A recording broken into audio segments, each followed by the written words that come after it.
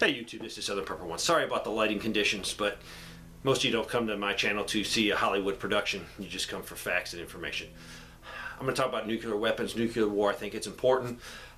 Yes, I say nuclear wrong. I can't help it. That's how I learned it. That's how my mouth is programmed.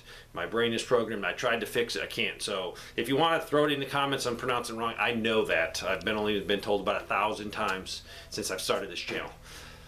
Some of you won't be interested in it. You don't think a nuclear war could happen in a wide scale. And I'm saying it's a very small percentage. I mean, minute percentage. But as a prepper, I want to be prepared for it. Because what happens if it's not a big war, but there's 4 or 5 weapons that go off in the United States, or dirty bombs? I want you educated, because most people are not educated and they have no idea what to do. Because I want you to be the trainers. I want you to be the guy in your subdivision, your apartment building, and say, oh no, I know what to do.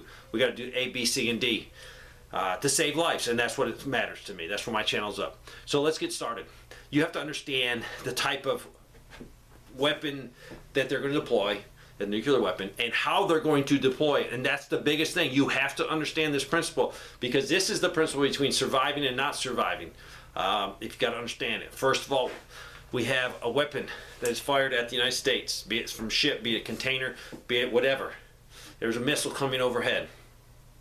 How they have that missile programmed and how they're going to deliver that nuke is important to the prepper. First of all, this is the nuke. It's shot. It's coming. This is the Earth. They can have that nuke programmed, that weapon missile, to explode on contact or right above the Earth. But the main key for a surface burst is the fireball touches the Earth. If the fireball touches the Earth, it's a surface burst. Even if it's above it, as long as that fireball touches the Earth, we have a surface burst. What's it going to do? First of all, if it hits the ground, it's going to concentrate most of the destruction at the point of impact. So if it hits New York City and it's a surface burst, devastation, but it'll be more localized. Now you're still talking, could be miles and miles, but it's more localized. Usually you're going to use that on a very specific target. They want to hit a target. So that is going to create that mushroom cloud you see. So if you see that big old mushroom cloud that looks dirty and nasty, 99% of the time, that is going to be a surface burst.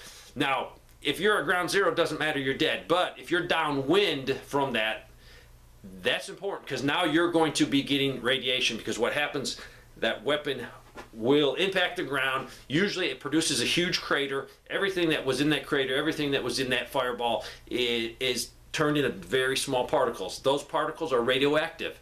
It's the dust of people, of cars, of buildings, of the Earth. Everything that's there, that used to be there, now is in a piece of dust.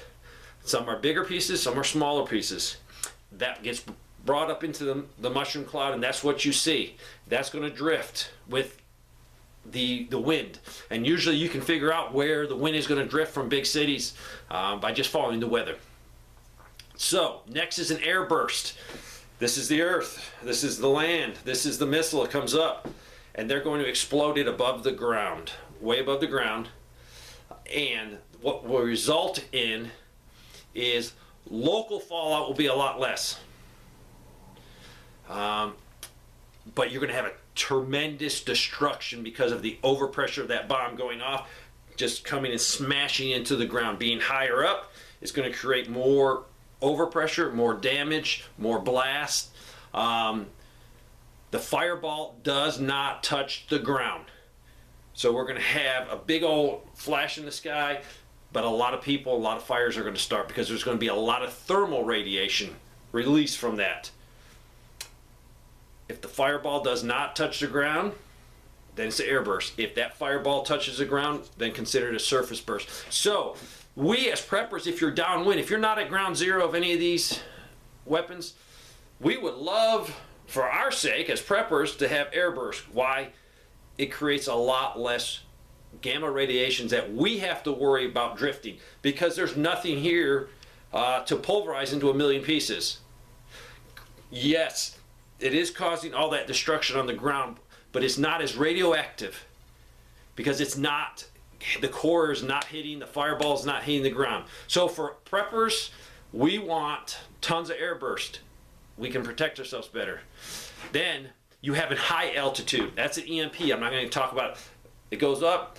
Really doesn't create much radiation that we as preppers have to worry about, but it's going to take out all our electronics and all our computers. EMP. I'm not going to talk too much about that. You understand that. Then you have a subsurface burst. Say they have a missile silo here. They definitely want to take that missile silo out, or a government complex. What they're going to do is let that missile and the nuke actually penetrate the earth and then go off. So it can damage the bunker. It can cause more problems for the missile silo trying to knock out our missiles before they're launched. So what does that do? It creates less of a blast, less of thermal, for the thermal.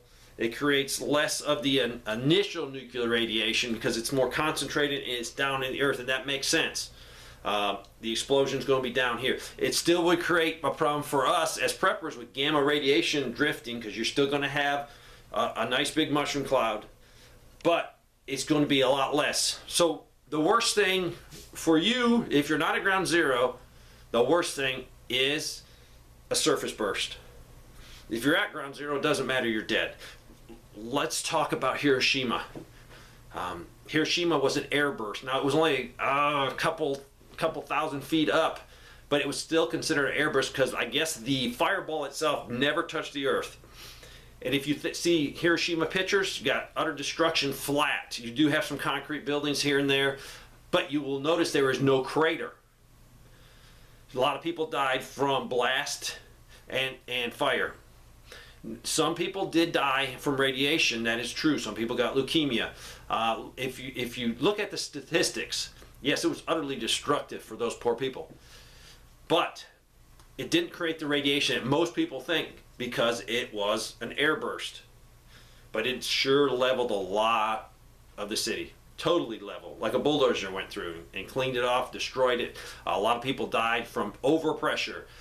It was so bad some of the eyes popped out of their heads. Internal organs went through their skin. Wasn't a pretty thing because they were so close to that pressure from that nuclear weapon, but there was no crater. If you go and study it, they moved back into Hiroshima very quickly. I think the next spring some flowers are coming up. So yes, it was bad, but it wasn't that bad gamma radiation from all that particles that were pulverized because it wasn't anything to pulverize. It was up high enough. I guess this is short and sweet and to the point. Different ways they can use a weapon. So you need to know that, because if you're in a worst case event and you can figure out if they're putting out information and say, well, there's an air burst over Des Moines, it was an air burst over Phoenix, then you know that's not going to produce that radiation. You still need to take cover because there could be a lot of other nukes going off that are doing surface bursts. But this is information that will save your life. This is information that 99% of the American people do not know. So be the trainer in a worst case event so you can help them. I'm going to still bring you more of these. Some of you are not going to be happy. Just don't watch them. But my channel is here to educate you, and this is my mission. My mission is to help the American people. The Uncle Sam taught me so much, and this is for me just paying you guys back. Thanks for watching.